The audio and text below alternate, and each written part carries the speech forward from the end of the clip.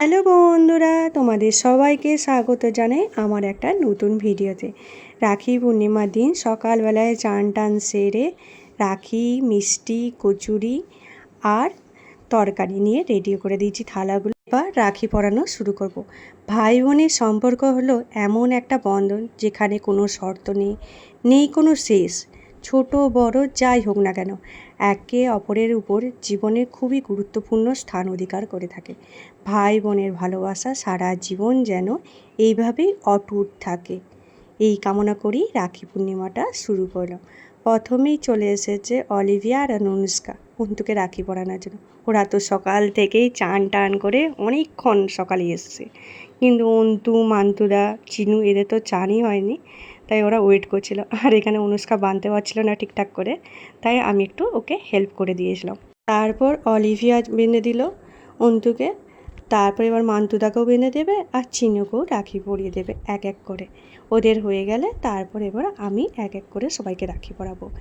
রাখি বানার নিয়ম: রাখি সর্বদা ভাইয়ের ডান হাতের কবজিতে বাঁধতে হয়, এটা অনেক শুভ বলে ধরা হয়। অনুষ্ঠানের আগে ভাইকে বা বোন দুজনেই চান করে পরিষ্কার জামা কাপড় পরে রাখি পূজা করা হয় সকালে বা শুভ মুহূর্তে।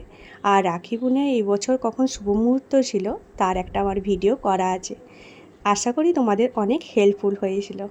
তারপর অন্তু ওদেরকে ওদের গিফটগুলো দিয়ে দিল দুজনকেই। রাখি বন্ধন, যা রাখি নামেও পরিচিত, ভাই বোনের ভালোবাসার একটি বিশেষ উৎসব, যা হিন্দু উৎসব।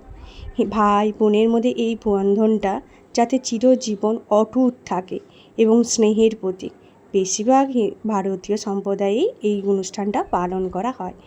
তারপর কিছু ছবিও তুলে নিলাম, আর আমিও অনুষ্কা আর অলিভিয়াকে রাখিও পরে দিলাম।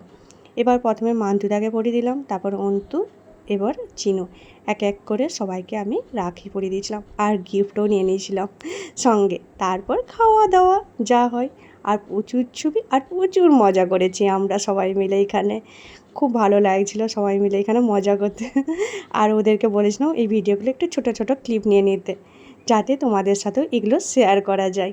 তোমাদের এবছর রাখি পূর্ণিমা কেমন কাটলো ঝটপট কমেন্ট করে জানিও কিন্তু।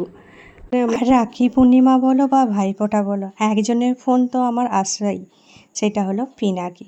পিনাকির ফোন আমার ফোনে তো আসবেই, সে রাখিও বা ভাইফোঁটাও।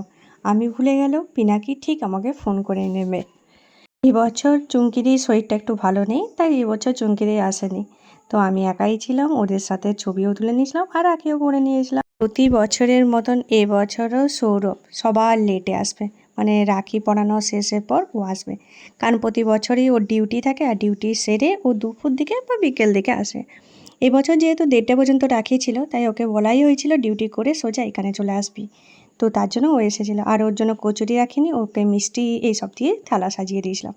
আর সবার শেষে ছোট দাদুকে যে রাখি পরিয়ে দিয়ে চলে এসেছিলাম। আর রাখিতে এই বছর আমি কি কি গিফট পেয়েছি সেটা একটা আলাদা ভিডিও আছে, একটু ওয়েট করো।